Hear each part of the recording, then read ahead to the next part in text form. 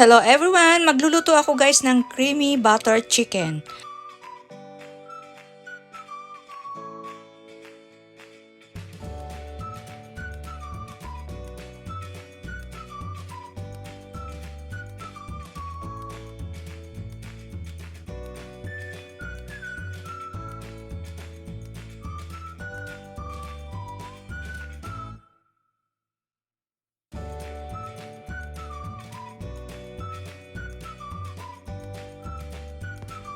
Then, isiso na natin guys ang ating chicken.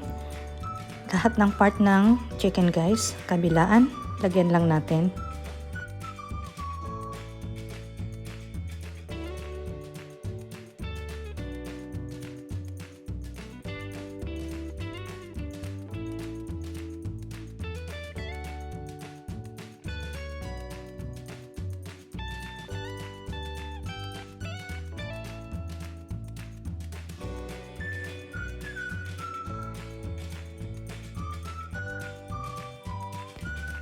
I-cover muna natin guys ng plastic wrap para i-fridge natin guys ng mga 1 hour. After 1 hour guys, ipa-fry na natin ang ating chicken.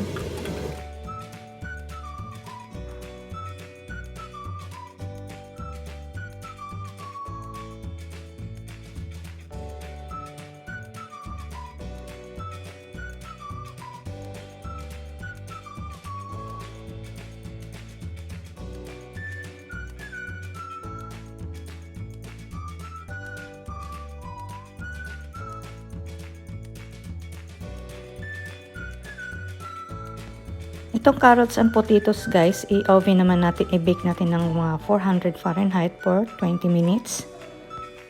Season natin ng salt at i-drizzle natin ng olive oil. At i-season din natin guys ng black pepper.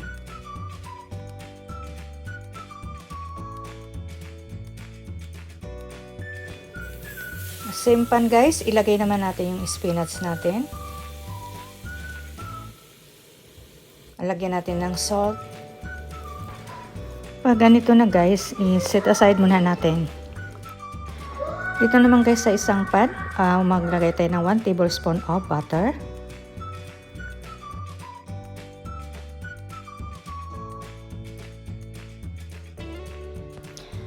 One tablespoon of minced garlic.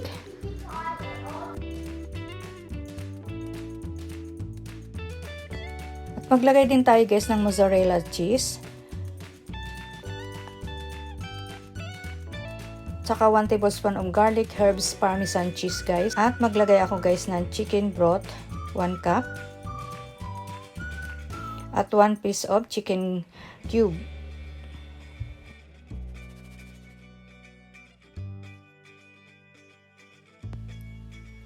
Then, ilagay na natin guys ang 1 can of Nestle cream and 1 cup of fresh milk. At yung parsley guys, ang gamit ko guys is fresh parsley. At gradually guys, halo tayo ng 1/4 cup of all-purpose flour.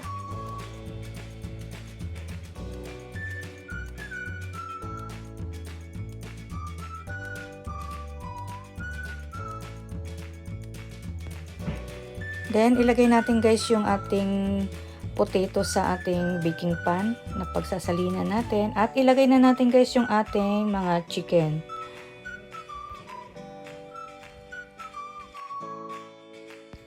At yung spinach guys, ganina na ginawa natin, ilagay natin sa tagiliran or sa gitna. Palibot lang guys.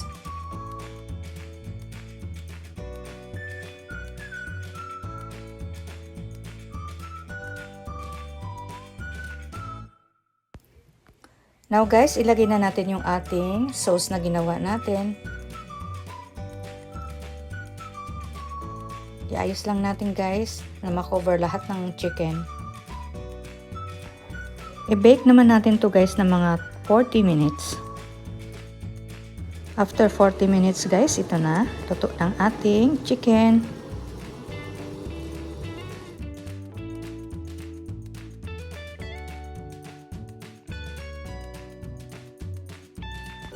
This is it guys, ang ating creamy butter chicken. Thank you for watching. Let's eat guys.